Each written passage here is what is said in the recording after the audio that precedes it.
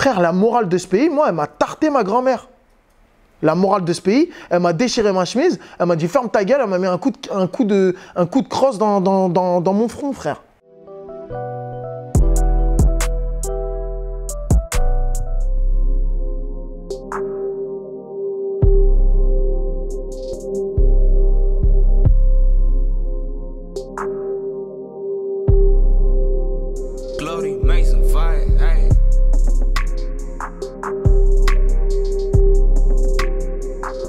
Ouais, en fait, ça revient souvent parce que si tu veux, en gros, je me suis construit spirituellement parlant, en dehors du groupe, en dehors de mon quartier.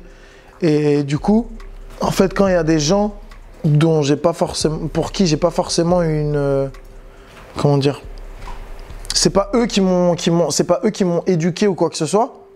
Du coup, en fait, si ces gens-là, ils viennent me voir et qu'ils me font des leçons de morale, je dis pas qu'ils ont tort. Tout ce que je dis, c'est qu'en fait, frérot, je me suis construit sans toi. Je sais qui t'es.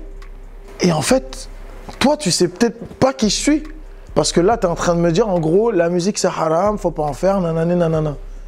Merci du rappel, frérot.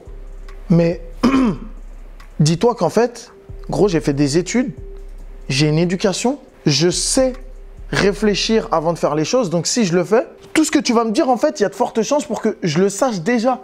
Donc, ça sert à rien de venir me voir et de me dire la musique, c'est haram, nanana, nanana, avec un message moralisateur.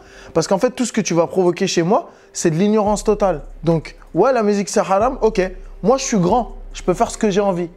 Allez, nique ta mère. La pire manière de parler à quelqu'un quand tu veux que la personne elle change, c'est de venir frontalement. Ça, c'est l'arme de quelqu'un qui est débile. Quelqu'un qui est intelligent, il va rentrer dans de la psychologie. Il va pas être dans le frontal. Donc, c'est pour ça, en fait, que à la fin, la petite insulte, en fait, c'est juste pour dire « Ah, vas-y, c'est bon. » Commencez pas à me truc nanani. Parce que, en plus, tu vois, moi, dans mes clips, il peut arriver que je sois vulgaire dans mes sons. Tout comme il peut arriver que je sois extrêmement sensé. Des fois, les deux dans le même son et des fois, peut-être même la même punchline elle va être très sensée. Mais les gens, ils sont souvent, ils ont souvent tendance à faire des raccourcis débiles de « Ouais, t'as des tatouages, ouais, nanana, astaghfirullah, je sais pas quoi. » Vas-y, frère, de quoi tu me parles? Tu t'es au courant de rien du tout. Tu sais pas qui je suis. Après, t'as vu, c'est pas de leur faute pour le coup. Parce que des fois, en fait, ils font un raccourci de « T'es un rebeu, donc t'es musulman, donc tu dois pas faire ci, ça. » Mais déjà, de base, frère, ton raisonnement, il est complètement falche. Parce que je suis pas rebeu, en fait. Donc déjà, de base, en fait, de quoi tu me parles, frère, tu vois? Je suis pas rebeu. Pas un seul % de mon sang n'est rebeu. Et du coup, tu sais, ils sont bloqués, tu vois? Mais c'est pour ça que j'aime bien discuter avec les gens. Parce qu'en fait, moi, ça m'est déjà arrivé que des mecs me fassent des rappels comme ça ou des trucs. Et que, autant dans mon son, je peux être très véhément en mode « Allez, nique ta mère, machin ». Autant quand je vais parler avec eux, à la fin de la discussion, ça commence avec un truc qui est ultra froid, ultra sec, même parfois gratuit et méchant de leur côté. Et ça finit sur désolé frérot, en fait, vas-y, force à toi et tout, nanana, t'es un bon, ça se voit que t'es pas comme les autres. Et du coup, je me dis, bah en fait, la meilleure des armes, des fois, c'est juste de répondre intelligemment, en fait, tu vois. Là, dans ce son-là, je l'ai pas fait, dans cette punchline, mais ça peut m'arriver de le faire. C'est ma préférée de toute la mixtape. En fait, en gros, si tu veux, celle-là, le pire, c'est qu'en fait, je l'ai fait. Je pourrais faire le mec, genre, ouais, je l'ai cherché et tout, je l'ai trouvé, machin. En fait, elle a même pas été cherchée dans le sens où, en gros, c'est comme une pyramide.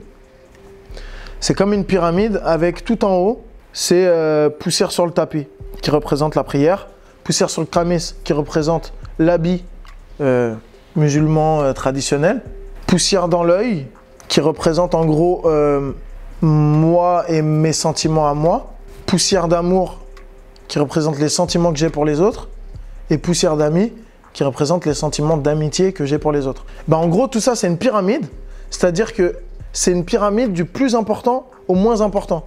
Mais ça, en fait, c'est venu d'instinct. C'est-à-dire que je l'ai remarqué après que c'était quelque chose que j'avais fait de manière instinctive, de le grader comme ça. Mais j'ai pas genre réfléchi en me disant nanana.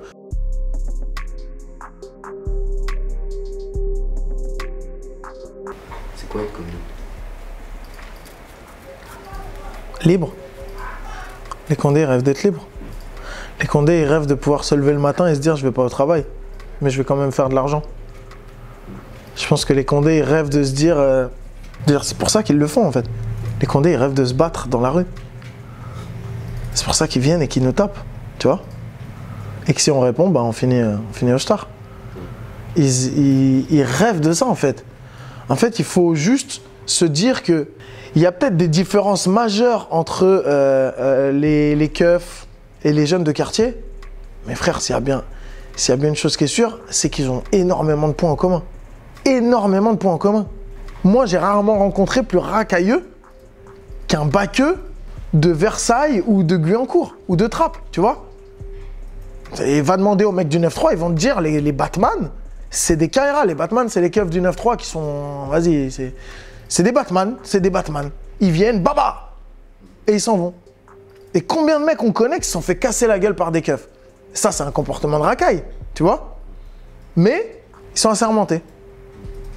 Ils nous avaient tapé en premier. Mais mortel. Frère, vous étiez 5 sur lui.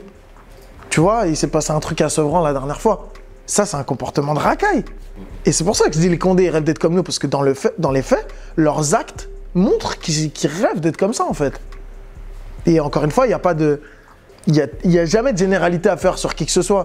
Il y a des keufs qui sont hyper respectueux, hyper respectables, qui sont bien sous tout rapport. Et il y en a, c'est des démons. Tout comme il y a des mecs de quartier, c'est des crèmes. Ils sont gentils de fou. Et il y en a, frère, c'est des haggard, tu vois. Tu peux pas... Il n'y a pas de règle. Mais une chose est sûre, c'est que des deux côtés, il y a des mecs, laisse tomber, tu vois.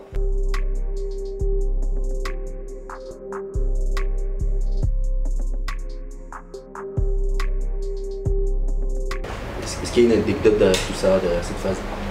Il y a totalement une anecdote, c'est que en gros j'avais 18 ans.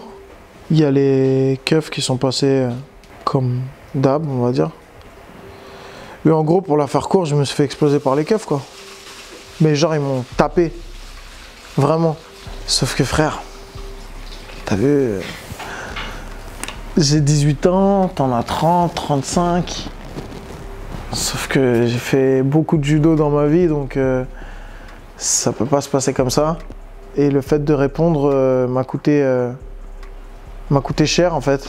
M'a coûté cher, mais aurait pu me coûter beaucoup plus cher. C'est-à-dire que je suis passé pas loin de la casse-prison. Après, grâce à Dieu, j'avais un très bon avocat qui a su relever les milliards de vices autour de cette enquête. Mais voilà, tu vois, c'est juste... Et ce qui m'est arrivé, en fait, c'est arrivé à 1 milliard de personnes. Et surtout, c'est arrivé à plein de gens qui n'avaient pas forcément le même baveux que moi, ou tu vois. Donc du coup, ils se sont retrouvés, eux, en prison, en fait. C'est moi qu'on a condamné, c'est moi qui avais les bleus. Bah, en vrai, en fait, c'est ça. C'est-à-dire que tu te retrouves au tribunal. La juge, elle dit au flic, elle dit, ouais... montrez-moi vos blessures, officier bip. Et il montre ses blessures, il dit, ah, 8 jours d'ITT. Ah, ok. C'est bien. Montrez-moi vos blessures, monsieur Penat. Ouais, voilà. Qu'est-ce qui vous est arrivé? Mais votre chemise, elle est déchirée. Ah, mais, voilà, soulevez. Oh là là. Ah ouais, frère. Tu vois? Que l'autre, il a un petit truc à la lèvre, il va chialer sa grand-mère. Et que toi, derrière, tu t'es fait démonter, frère. Même ta daronne, elle te voit, elle est en larmes. Et c'est toi qu'on condamne. C'est-à-dire que moi, j'ai pris 70 heures de tige pour avoir tapé un keuf. Donc en gros, on sait que t'as raison, mais on est obligé de te mettre un truc, frérot. T'as vu, là, on te met vraiment genre, c'est dérisoire. Mais non, en fait, frère, il y a un truc qui s'appelle le non-lieu, en fait. En fait, t'es déclaré innocent, en fait. Et derrière, moi, je peux engager des poursuites contre les keufs. Mais malheureusement, ça n'existe pas. C'est moi qui suis condamné, pourtant c'est moi qui suis blessé. C'est pas eux. Et ça paraît logique dans l'esprit de tout le monde. Qu'on me casse la gueule et que je dois pas répondre. Mais on me casse la gueule, frère, j'ai 18 ans. T'as 30 ans. Mesquine, t'as 30 ans, tu viens taper un petit de 18 ans. Et tu te fais monter en l'air en plus. Donc après, tu le tapes à 6 dans ce camtar. Mais t'es un fou, toi, ou quoi? Donc après, moi, je peux pas en vouloir à des mecs de quartier quand ils vont quand ils vont incendier des commissariats ou taper des keufs. Je dis pas que c'est la bonne réponse, mais tu peux pas leur en vouloir, frérot. Si toute leur vie, ils grandissent avec des rapports bizarres avec les keufs, dont eux sont responsables et dont les keufs sont responsables, mais que derrière les keufs qui sont censés représenter une autorité légale dans ce pays et une certaine morale. C'est eux la morale de ce pays. Frère, la morale de ce pays, moi, elle m'a tarté ma grand-mère. La morale de ce pays, elle m'a déchiré ma chemise, elle m'a dit ferme ta gueule, elle m'a mis un coup de crosse dans mon front, frère. De quoi tu me parles? La morale de ce pays, elle me fait ça. Alhamdoulilah, je suis chanceux. Il y a des pays, tu fais ça, frère. Il y a des pays, tu réponds à un keuf, tu te fais fumer. Va aux États-Unis, va répondre à un keuf. Va faire va mettre une balayette comme j'ai mis à un keuf. Aux États-Unis, tu finis comme ça. I can't breathe. Tu vois? C'est la même chose. Justice à 9 vitesses, hein, laisse tomber.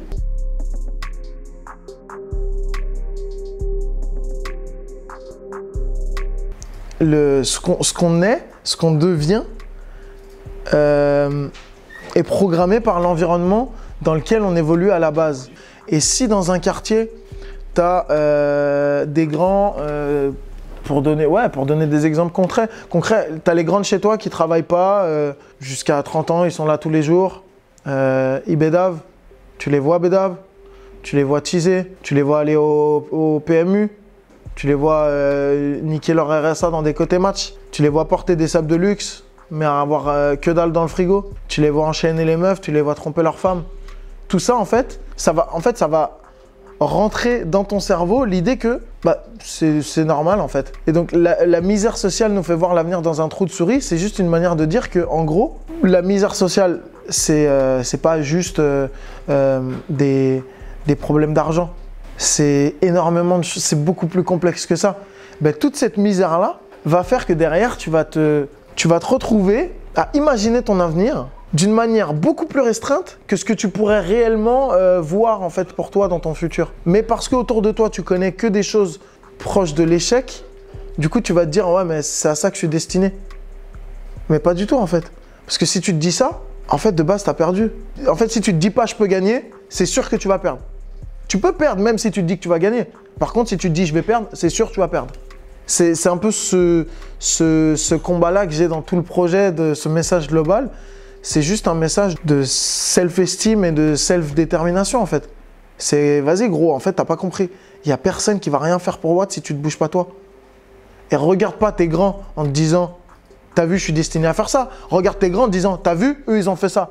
Moi je vais faire ça. C'est plus ça en fait. Et ça veut pas dire je me prends pour un autre, je suis mieux qu'eux, dans mon quartier c'est moi la rosta ou nanana nanana. Frère, t'es un fou. Si toi, tu montes, les autres, ils vont vouloir monter derrière. Moi, je le vois dans mon quartier. Les mecs, ils me voient monter, ils se disent « Eh, mais le Coran, t'as vu, il faut qu'on bouge. » Ben ouais. À ma petite échelle, déjà, je vois les fruits de ça. Et je le savais. Je le savais que c'était comme ça. Parce que ça a toujours été comme ça, en fait. Si tu vois ton meilleur pote, il a un business, il fait grave de l'oseille ou nanana, toi, à un moment donné, tu vas dire « Putain, ah ouais, faut que je me bouge le huc, frère. Lui, il est bien. » Tu vas y aller, tu vois. Et t'as parlé d'espèce de déterminisme social qui se fait en cité. Tu disais dans une interview que tu lisais beaucoup avant. Est-ce que justement on peut contrer ça en réhabilitant certains comportements? On va dire par exemple lire c'est Kaira ou pas Kaira. Lire ça peut faire partie de nous. Tu vois ce que je veux dire? Mais même en dehors de la lecture, en vrai, tu vas dire à un mec de quartier va regarder tel reportage sur les travaux de Bourdieu ou tu vois?